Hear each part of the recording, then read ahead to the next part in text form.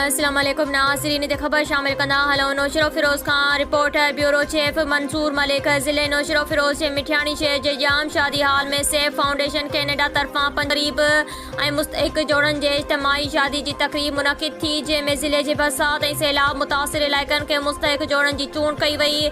उन मौक़े ते अस्करिया पाकिस्तान जे चेयरमैन लुत्फ़ अली मेहंदी, जाम नईम सहतो, मोहम्मद यासीन चांडियो, एडवोकेट इब्रार हुसैन, हाकिम अली शेख ख़ुसूसी शिरकत कई। जन त औरतुनि में समूरा इंतज़ाम सैयदा नरजिस ज़हरा संभालिया। तक़रीब के खिताब कंदे मोहम्मद यूसुफ हुसैनी, सैयद अली नकी काज़मी, एजाज़ अली ममनाई, सैयद इज़हारुल हसन काज़मी, हामिद अली हुसैनी, मेहंदी रज़ा ऐं ॿियनि चयो त अॼु ख़ुशी जो ॾींहुं आहे जो असां ग़रीब ऐं मुस्तहिक माण्हुनि जी मदद करे रहिया आहियूं। हर जोड़े खे घर जी ज़रूरत जो सामान मुहैया कयो आहे।